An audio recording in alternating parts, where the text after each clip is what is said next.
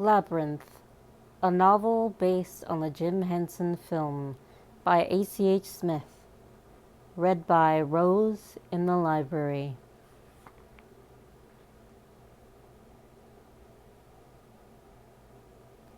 Sarah had armed herself with another little rock, and now she threw it.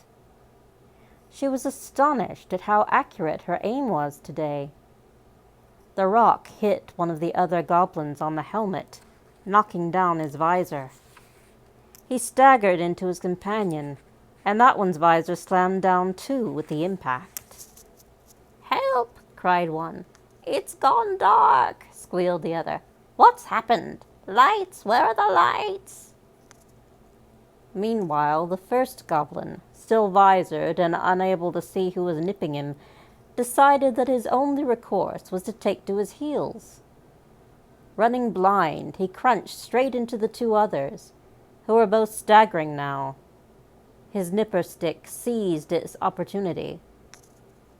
Sarah watched with tears of laughter in her eyes as three goblins dueled with each other, helmets over their faces, while the fourth went on cursing his wounds. "Ouch! I'm being nipped! Help! Lights! Ow! Stop it! Worm rot! Teasel rash!"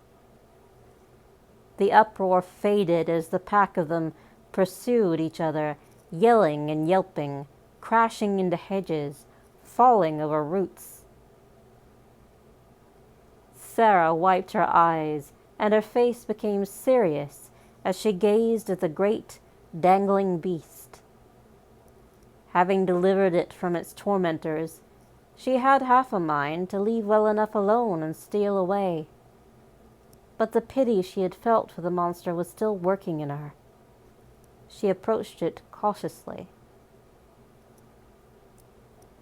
What the shaggy brute saw was another tormentor coming.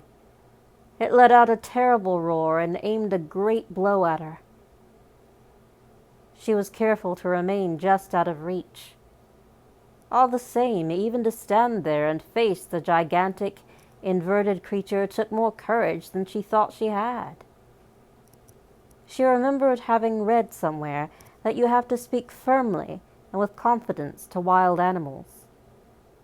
So, in her most perfect schoolteacher voice, she told it, "Now stop that." Another great roar was on its way from the depths of the monster's body, but the beast stopped in mid-roar when it heard itself thus addressed. "No?" it said. Sarah clicked her tongue. "Is that any way to treat someone who's trying to help you?" The monster still had its doubts.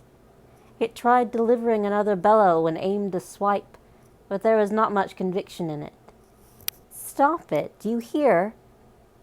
Sarah was beginning to enjoy herself. It was a role she played well, having had plenty of time to study those who played it every day in the classroom. It was one of the parts she had liked to perform for her mother's amusement. The monster answered, "Huh?" "Now do you or do you not want me to get you down from that tree?"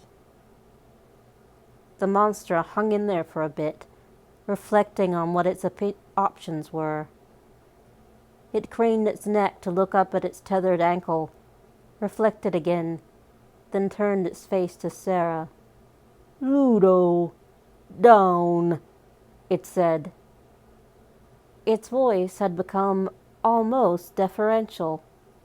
Its face was still fearsome, though, ox-like horns on its head, sunken eyes, an enormous jaw with the fang protruding at each end, and a broad, gaping mouth that looked grim. Sarah steeled herself to approach closely.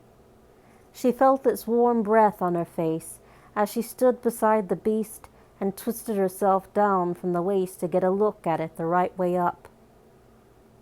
What she saw surprised her.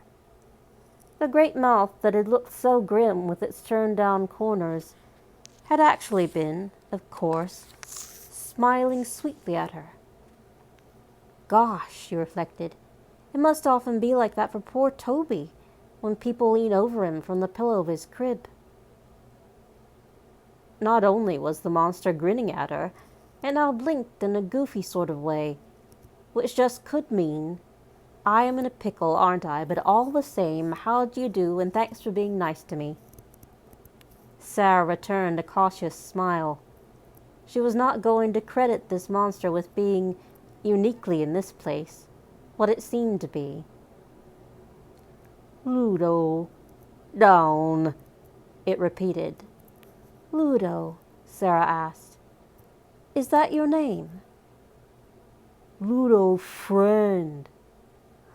I've had people say that to me before, so I'm not taking anything for granted, but... She shook her head and more to herself than to Ludo, concluded, Your eyes are just like Merlin's. Feeling safer now, she ruffled Ludo's ginger head between his horns. He smiled and sighed. She straightened up and looked at the knot tethering Ludo's leg to the branch. It was a simple bowline, which she could release with one tug. With her hand raised, she paused and looked down at Ludo. I do hope you're not going to turn back into a raging monster the moment I let you down from here. Ludo's response was another roar that made the rocks tremble. Sarah leapt back. I knew it. I can't trust anyone in this place. But then she saw that Ludo, far from aiming a blow at her, was using his paws to rub one or two of the most tender places where the goblins had bitten him with their nipper sticks. Ludo, hurt, he moaned. Sarah looked more closely at him. He was covered with little bleeding wounds under his fur. Oh, she cried, you poor thing. Quickly she reached up, tugged at the rope, and released him. He hit the ground with a mighty thump. With deep little groans, he sat himself up and began to rub his wounded head and the sores inflicted upon him. She watched him, even now uncertain whether she should expect him to thank her or eat her. Goblins mean to Ludo, he grimaced. Oh, I know that, she nodded, with more assurance than she felt. They were terribly mean to you, she told Ludo. She moved closer to him and patted his arm. But it's all right now. He sniffled, still rubbing. Then his face broke into the most endearing, big, dumb smile she had ever seen. Bigger and dumber even than in any cartoon. Friend, Ludo declared. That's right, Ludo. I'm Sarah. Sarah, friend. Yes, I am. She couldn't smile big and dumb like that, but she gave him the best she could do. And, she added, I want to ask a favor of you, Ludo. Huh? I have to get to the castle at the center of the labyrinth. Do you know the way there? Ludo shook his great head, still beaming at her. Sarah sighed and her shoulders sagged. You don't know the way either. Again he shook his head, with a small frown of apology. I wonder if anyone knows how to get through the labyrinth. Sarah rested her chin in her hand, philosophically. He was a deer monster, and likely to prove much more trustworthy than that runty, cowardly pipsqueak. But she could have done with a guide. Well, if no one was going to help her, she would find out what she could do on her own. She stood up. Ludo stood with her, massively towering over her. He may be no guide, she thought, but it's nice to have him on my side.